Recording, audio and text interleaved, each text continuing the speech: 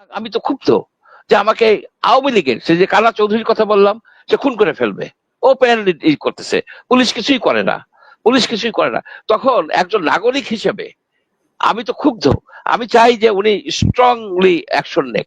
উনি এইসব মাস্তান, এই যে আওয়ামী মাস্তান এখনো যারা বিভিন্ন ভাবে মানে করতে, শেখ হাসিনার প্রেতাত্মাদের ধরে না কেন? উনি ধরা উচিত।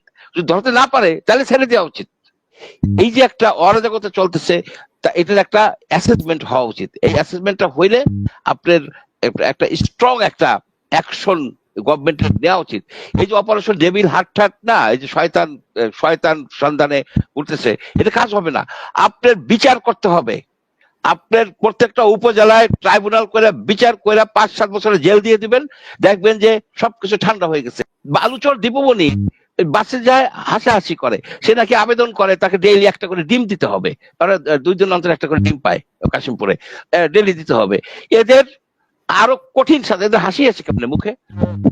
সেনাপ্রধান কিভাবে বুঝতে পারলেন যে বাংলাদেশে পাকিস্তানি গোয়েন্দারা আছে কিনা?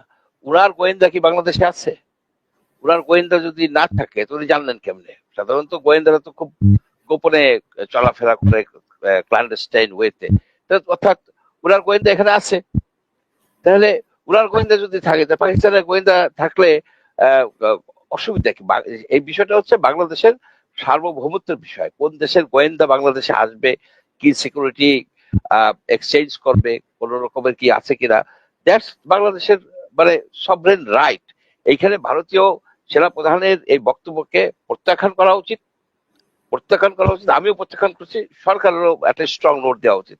It is none of his business, none of his business. এখানে আমাদের আছে কি নাই তুমি যদি জানে থাকো, তুমি তোমার অ্যাকশন নাও। তুমি ওপেনলি তুমি এগুলি বলতে পারো না, অর্থাৎ তোমার তো গোয়েন্দা আছে এখানে, না হলে জানো কেমনে? এই জিনিসগুলি আসলে কি ভারতের এই জিনিসগুলির বিরুদ্ধে আমাদের এই এই যে একজন দর্শক বললেন না যে 111 এর লোক, 111 না, শেখ হাসিনার যেসব নীতি ফলো করছে সেই সব লোক কিন্তু এই সরকারের মধ্যে আছে। আপনার পানি নীতি দেখেন, তিস্তা প্রকল্প ঝুলাই দিল, শেখ হাসিনা যেভাবে করছে ঝুলাই দিচ্ছে। আপনার গঙ্গা ব্যারেজ ঝুলাই দিচ্ছে। এখানে এই জিনিসগুলি হচ্ছে যে সরকারের ভিতরে কিছু কিছু ভারতপন্থী লোক স্ট্রংলি খুব সুকৌশলে কাজ করে যাচ্ছে, হিজি বিজি করে ঠরে একটা ভজগট অবস্থা। আমি রাজাকি সাহেবের কথাটা আমি ই করি যে উনি হয়তো ভাবছেন যে আমি ডক্টর ইউনুসকে এই মুহূর্তেই ক্ষমতা ছেড়ে চলে যেতে বলছি, সেটা না। ডক্টর ইউনুস সাহেবের প্রতি আমার যে শুধুমাত্র আমি চাই যে সাকসেসফুল হোক, কিন্তু উনার যে এই অ্যাডমিনিস্ট্রেশনটা উইক, এত বেশি উইক যে আমরা গ্রামে যেতে পারি না। আমার 6 জন সিকিউরিটি গার্ড নিয়ে যেতে হয় গ্রামে। সুতরাং আমি তো ক্ষুব্ধ যে আমাকে আওয়ামী লীগের সে যে কালা চৌধুরীর কথা বললাম সে খুন করে ফেলবে। ওপেনলি করতেছে, পুলিশ কিছুই করে না, পুলিশ কিছুই করে না। তখন একজন নাগরিক হিসেবে আমি তো ক্ষুব্ধ। আমি চাই যে উনি স্ট্রংলি অ্যাকশন নেক। উনি এইসব মাস্তান, এই যে আওয়ামী মাস্তান এখনো যারা বিভিন্ন ভাবে মানে করতে, শেখ হাসিনার প্রেতাত্মাদের ধরে না কেন? উনি ধরা উচিত। যদি ধরতে না পারে তাহলে ছেড়ে দেওয়া উচিত। এটি আমার কোশ্চেন। আর বিএনপির কথা বললেন যে তারা কিছুই করে নাই।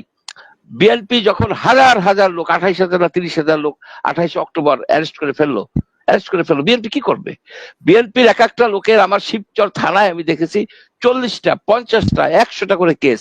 তারা সর্বনাশ হয়ে গেছে। তাদের যারা ব্যবসা করতো ব্যবসা নাই, ভ্যান চালায়, মারা গেছে, দেশ বাড়ি ছাইরে চলে গেছে, বাড়ি পোড়ায় দেওয়া হয়েছে, মামলার পর মামলা দেওয়া হয়েছে। সে এই শিবচরে আপনার ওইসব এলাকাতে দিয়ে আপনার একেবারে সর্বশান্ত করে দিছে। তাদের তাদের কাহিনী আমি জানি, তাদের কাহিনী আমার জানা আছে যে কি অন্যায় অবিচার। একটা বিএনপির এক নেতার কথা আমি শুনছি, ছোটখাটো নেতা, তার নামে 450 মামলা ছিল। সে এই কোর্টেই থাকতো, মাঝে মাঝে জেলে যেত। এটা কোন ধরনের রাষ্ট্র ছিল? সেই সময় এগুলির প্রতিবাদ আমরা করছি। আপনার একটা মাওলানা এই বঙ্গবন্ধুর জন্মদিনে, বঙ্গবন্ধুকে তারা তো শেখ হাসিনা বঙ্গবন্ধুর এই এই যে মানুষের কাছে যে সে আজকে তার মূর্তি ভাঙা হয়, তার বাড়ি ভাঙা হয়, তার দায়ী কে? তাই শেখ হাসিনা। এটা কেক কাটার কথা জন্মদিনে, কেক, সে পাউরুটি কাটছে, যে কোনো কারণেই হোক, তাকে 1 বছর জেল খাটায় নিয়ে আসছে। তাকে 1 বছর জেলখানায় নিয়ে আসছে। তো মানুষ ক্ষিপ্ত হবে না কেন? মানুষের ভিতরে যে ক্ষোভ, যে মানুষের ভিতরে যে এই এই যে এই যে যে তার ভিতরে যে হতাশা, সেই হতাশাটা ডক্টর ইউনূস বুঝতে পারতেছেন না। ওনার বোঝা উচিত যে এইসব মাস্তানদের হাত থেকে গ্রামের লোককে, আপনার যে যারা ছোটখাটো ব্যবসা করে, যারা ভ্যান চালায়, যারা আপনার সাধারণ কৃষক, তারা একটা জমি বেচতে গেলে এখনো সেই মাস্তানরা এখন যৌথ হয়ে গেছে। যৌথ হয়েছে কি, আওয়ামী লীগের মাস্তানরা আছে, গোপনে আছে, বিএনপির মাস্তানদেরকে নিচ্ছে, আবার ফ্রিল্যান্সার আছে, কেউ কেউ বিএনপি হয়ে গেছে কিন্তু আওয়ামী লীগার। এই যে একটা অরাজকতা চলতেছে, তা এটার একটা অ্যাসেসমেন্ট হওয়া উচিত। এই অ্যাসেসমেন্টটা হইলে আপনার একটা স্ট্রং একটা অ্যাকশন গভর্নমেন্টের নেওয়া উচিত। এই যে অপারেশন ডেভিল হার্ট না, এই যে শয়তান শয়তান সন্ধানে উঠতেছে, এটা কাজ হবে না। আপনার বিচার করতে হবে। আপনার প্রত্যেকটা উপজেলায় ট্রাইব্যুনাল করে বিচার করে 5-7 বছরের জেল দিয়ে দিবেন, দেখবেন যে সবকিছু ঠান্ডা হয়ে গেছে। আপনার ইসের মধ্যে, বাসের মধ্যে এই যে ছুরি ছুরি মাইরে নিছে, একটা মহিলাকে শ্লীলতাহানি, 2টা মহিলাকে শ্লীলতাহানি করছে বাসের মধ্যে, এই যে পেপারে উঠতেছে। পুলিশে কেস নেয়, পুলিশে কেস নেয় নাই সেই মিঠাপুরে। কি ধরনের ব্যাপার? এই ধরনের হইলে তো দেশে অরাজকতা হয়ে যাবে, দেশে আফগানিস্তানের মতো হয়ে যাবে। এটা হইতে দেওয়া উচিত। ডক্টর ইউনূসের এভালুয়েট করা উচিত যে পরিস্থিতি কিন্তু ভয়াবহ দিকে চলে গেছে। এই যে আমি বলছি না যে ন্যাচারালি আপনি যদি এরকম হইতে থাকে, আর 1 মাস দেখেন না, 2 মাস দেখেন না, ন্যাচারালি এটা এই ইসের দিকে, পানি যেমন উঁচা জায়গা থেকে নিচের জায়গায় করায়, এটাও সামরিক শাসনের দিকে চলে যাবে। এটা হলো রিয়ালিটি। বাংলাদেশে হয়েছে, পৃথিবী সব দেশে হয়েছে। সেই জন্য আমরা চাই যে শক্ত হাতে দমন করুন, পরিস্থিতি নর্মালাইজ করুন, তারপরে একটা ইলেকশন দেন। এই যে কতগুলি কমিশন কমিশন করছেন হাবি জাবি, এইসব এগুলি কোনো ভ্যালু নাই, আমার কাছে কোনো ভ্যালু নাই। এক কমিশনে এক এক কথা, এক কমিশনে সবগুলিকে আপনি মিলাবেন কবে, কয় বছর মিলাবেন? এই 200 পাতার আপনার 200 পাতা প্রদেশ করবেন। আপনি যদি বলেন যে আপনি প্রদেশ করবেন, তাহলে প্রদেশের ইলেকশন করতে হবে। প্রদেশের আপার হাউস যদি মানেন, আপার হাউস লোয়ার হাউস, এইসব পাগলামির তো কোনো মানে নাই।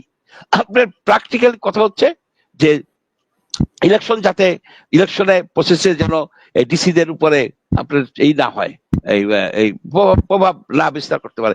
এই যে ডিসিদেরকে ছাঁটাই করে দেওয়া হয়েছে, এই ডিসিরা, এই বর্তমান ডিসিরা কি ইলেকশন করবে? বলকে আমরা ভাই ইলেকশনের মধ্যে নাই, আমাদের চাকরি থাকে না। যে ডিসি গুলি রাতের ভোট দিনে করছে, সেগুলি কি নিজের ইচ্ছে করছে? উৎসাহ করে, উৎসাহ করে করে নাই, তাদের করতে বাধ্য হয়েছে। না করলে তার ওএসডি হয়ে যাবে। এইভাবে এইভাবে যে একটা টোটাল অ্যাডমিনিস্ট্রেশনকে সর্বনাশ করে দিছে, টোটাল বিজনেস প্রতিষ্ঠানগুলিকে সর্বনাশ করে দিছে, ব্যাংকিং সেক্টর সর্বনাশ করে দিছে। এদেরকে শাস্তি হবে না? যার শাস্তি হবে যে কয়েকটা বুড়া লোককে আনে, নেয়, হাসাহাসি করে। এই বালুচর দীপুমণি হাসতেছে, বালুচর দীপুমণি বাসে যায়, হাসাহাসি করে। সে নাকি আবেদন করে তাকে ডেইলি একটা করে ডিম দিতে হবে, তারা 2 দিন অন্তর একটা করে ডিম পায় কাশিমপুরে, ডেইলি দিতে হবে। এদের আরো কঠিন সাজা, এদের হাসি আছে কেমনে মুখে। আবার বলে যে পলক, এই যে পলক একটা চরম দুর্নীতিবাজ লোক, সে আবার বলে কি যে কি লড়াই করে বাঁচতে হবে। কিসের লড়াই? কিসের লড়াই তোমার? তুমি চান্দু সারা বাংলাদেশের জনগণকে সম্পূর্ণভাবে বিচ্ছিন্ন করে রাখছিলা দিনের পর দিন, এবং ওই অপরাধ হয়েছে, ক্রাইম এগেইনস্ট হিউম্যানিটি হয়েছে। ওই যে ইন্টারনেট ব্ল্যাক আউটের ফাঁকে কত লোক সে মারছে, কত লোককে গুম করে ফেলাইছে। শেখ হাসিনা শুধু 2000 লোক মারে নাই, সেই 16 বছরে 16,000 লোক মারা গেছে। আপনার ওসি প্রদীপ 300 লোককে খুন করছে। আপনি সেই একরাম কমিশনের কথা শুনেন, কিভাবে মানুষ হত্যা হয়েছে, তার কি বিচার হয়েছে? যে একরাম কমিশনারকে খুন করছে, তার কোন সেই ক্যাপ্টেন নাকি মেজর, তাকে ধরা হয়েছে? ওসি প্রদীপের ফাঁসি এখনো হয় না কেন? সে 300 লোককে খুন করে মেরে ফেলেছে, 300 লোক। সুতরাং এইরকম অপরাধের আমি অনেক কিছু বলতে পারবো। এই লেনিয়েন্সি, এই যে লেনিয়েন্সি কিভাবে সুন্দরভাবে আমাদের সেই কি আসিফ মোহাম্মদ কি ভুইয়া উনি বললেন কি, যাদের কি হত্যা মামলায় আছে তারা বাদে সবাইকে নেওয়া হবে, সবাইকে নেওয়া হবে। যারা ক্রস ফায়ার করছে, যারা ক্রস ফায়ার করছে তারাও ইলেকশন করতে পারবে। যারা জমি লুট করে নিয়ে গেছে, টেন্ডার আপনার ভিজাতি কার্ড, দুস্থভাতার কার্ড, এগুলি সব তো একই, তারা বিক্রি করছে। ক্রাইম হয়ে গেছে। আপনাদের গ্রামে যান, আমি গ্রামে যাই, আমাকে যাইতে গেলে আমার খুব রিস্ক হয়, আমার 6 জন সিকিউরিটি গার্ড নিতে হয়, মেরে ফেলবে। পুলিশ সেখানে কোনো হেল্প করে না। তাহলে আমি ক্ষিপ্ত হব না কেন? আমি ক্ষিপ্ত হব।